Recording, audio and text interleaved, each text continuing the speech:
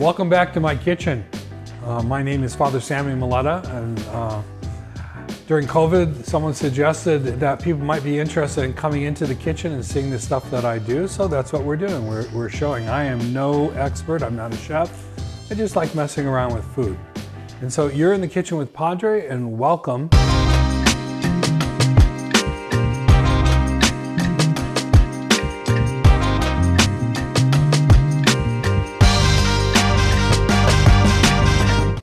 Today is a kind of a special day. It's going to be a little chaotic because we're feeding the staff today.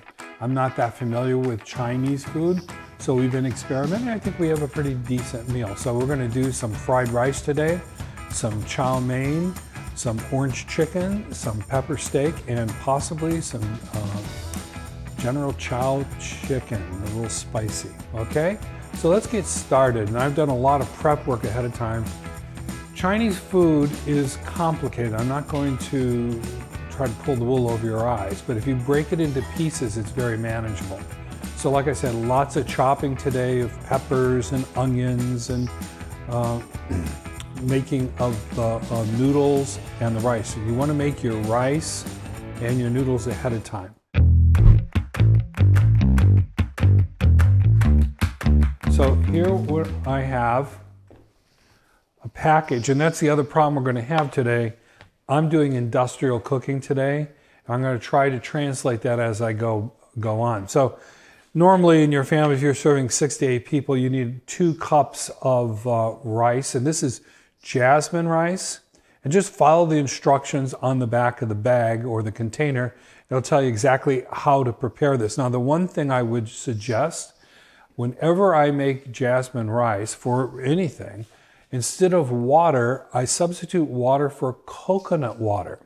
You have to take the little cans, they're about $1 a piece, and you take it and you strain it because it's got actually chips of coconut in it.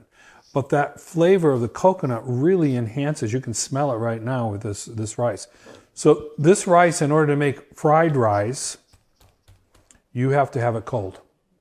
That's how you start off making fried rice. To start with our fried rice, we're going to put eggs. I have 2 eggs, and Chinese like to use white pepper. If you don't have white pepper, I think black pepper would be fine.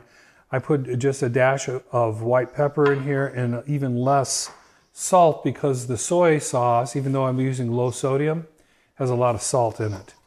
I personally am kind of susceptible to salt. Because of my high blood pressure, I don't eat salt. So when there's anything salty, I taste it. So it's hard to judge that.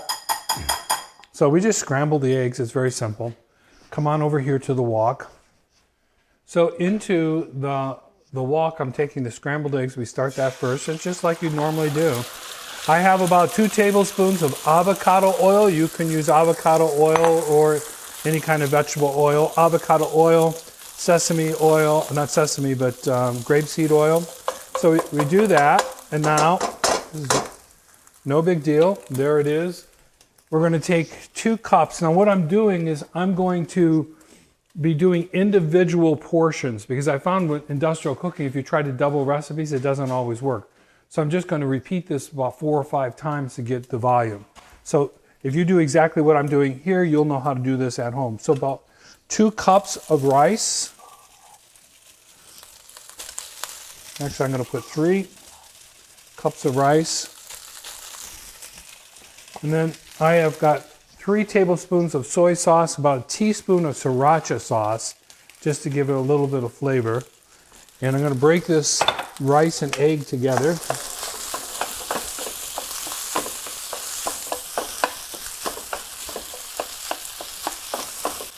Into that, I'm going to add another 2 tablespoons of my avocado oil. I don't know, I'm going to put maybe what would be the equivalent to 3 green peppers. I'll need carrots too. Already the aroma is coming from this. So in this I'm going to put just a little bit of carrots, some finely diced carrots.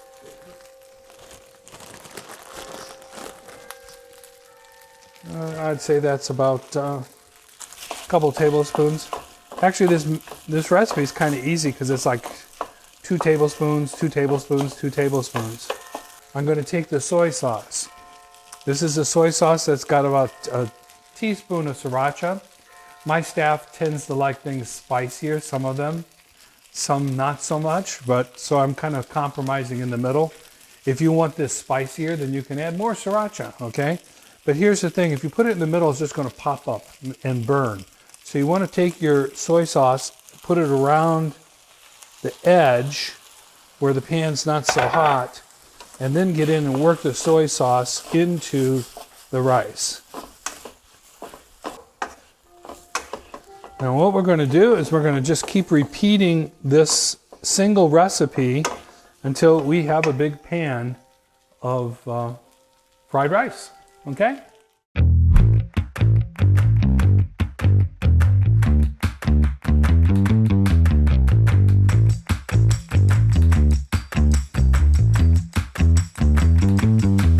Okay, so now we've made our noodles ahead of time and they're cold.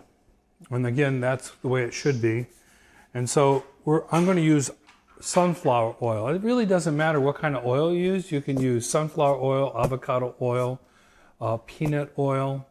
But you want an oil that has a high burn level so it doesn't start smoking and spoil your dish as it burns.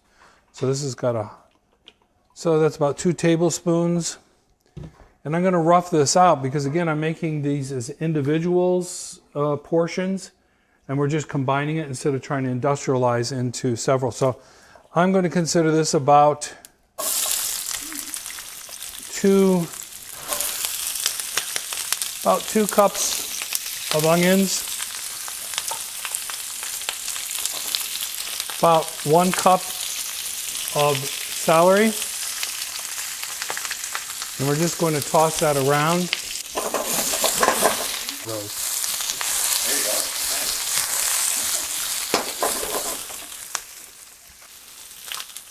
you go. About a tablespoon, 2 tablespoons of the green onion.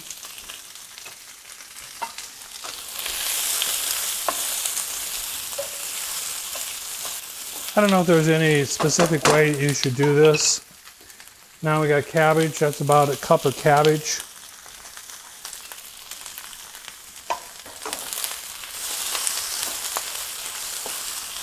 Now let that continue to cook before I put in the aromatics, which is going to be garlic and some ginger. I'm putting a heaping tablespoon of, tablespoon of garlic. And not so much ginger. You got to be careful with ginger because it's really strong. But again, it's to your taste, what you like. I'm going to put what would be equivalent to a couple cups of noodles.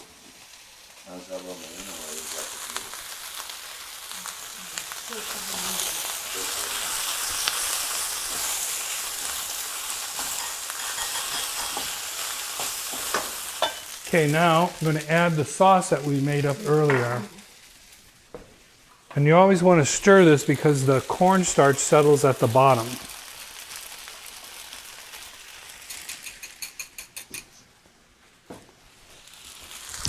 And again, always when you're using a wok, when you add your liquid, pour it around the sides.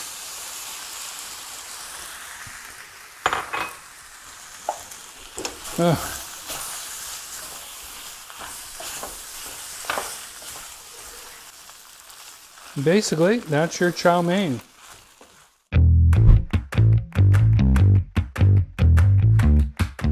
Okay, so we finished our fried rice and we did our chow mein. That's in the oven heating because, again, I'm doing this big meal for like 25 people for the staff. So now it's time to marinate the meat. And this is a technique that you might want to use on all your meats.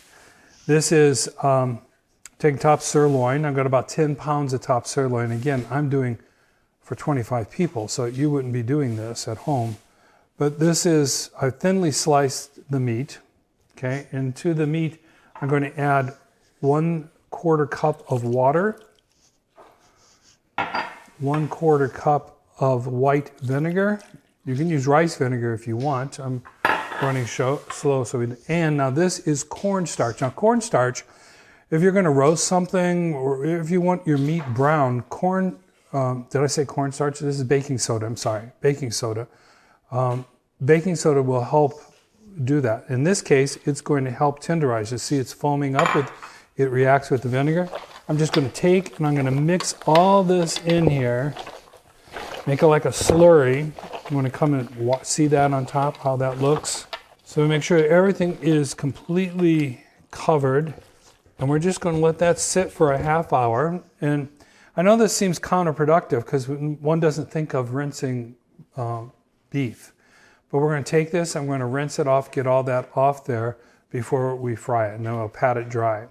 Okay, we'll come back when we're ready. This has to go marinate for at least a half hour.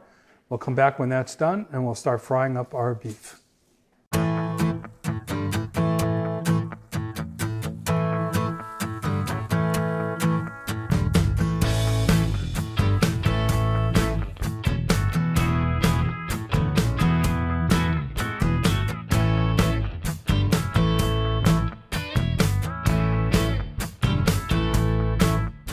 So I'm going to start with about a cup of onions at each wok.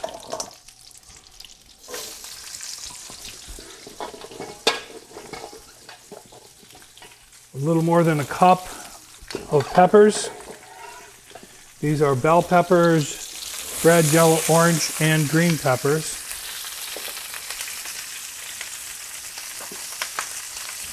I'm just going to, again, let them cook a while. Once more, it really doesn't matter what kind of oil you use. It's better if you can use a high burn point, low smoke point. And so I have a little bit of avocado left, very little left. And in this case, I'm going to switch over to sunflower, but I have a little of that left as well. So I'll probably end up with olive oil at the very end.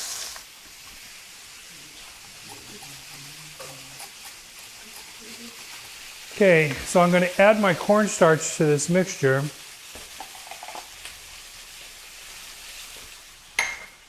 And I'm going to stir this in.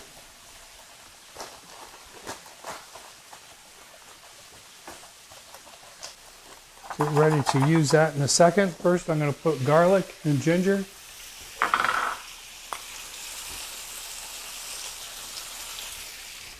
Do I have more garlic?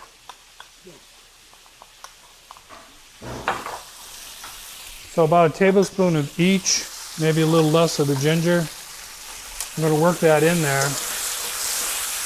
Can't leave that, especially that garlic, go too long because what it'll do is start burning. You do not want that. It'll turn your whole dish into something bitter. Okay? I'm now going to take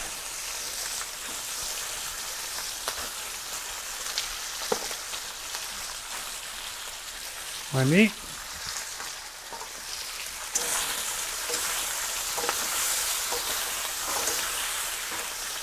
The last thing I'm going to do is stir my sauce up again. I can, from just a short time, the baking powder kind of started appearing on the sides again. That in there. Turn your temperature down. And there you have a delicious pepper steak.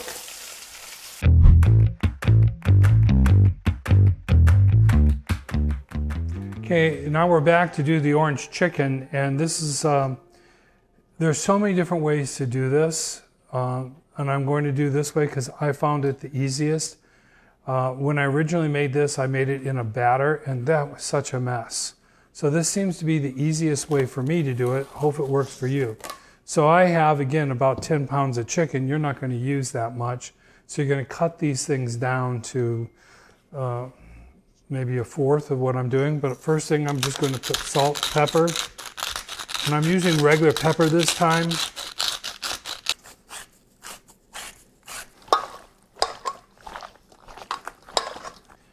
I got 4 egg whites.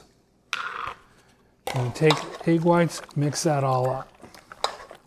Might have to have more. And this is 1 cup of all-purpose flour and a 1/4 cup of cornstarch. I'm going to throw that in there. And I might have to put more because this is so much. Yeah. Yeah, I see why this is going to take a little while.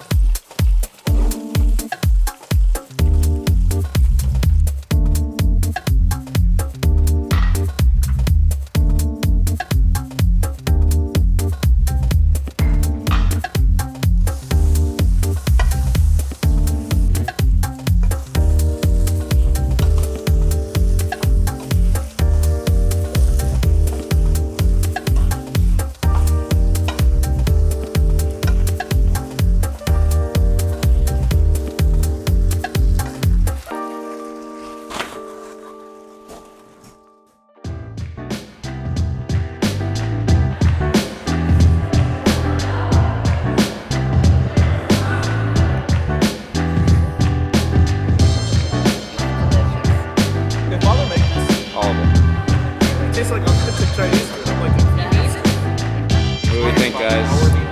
Good? Good.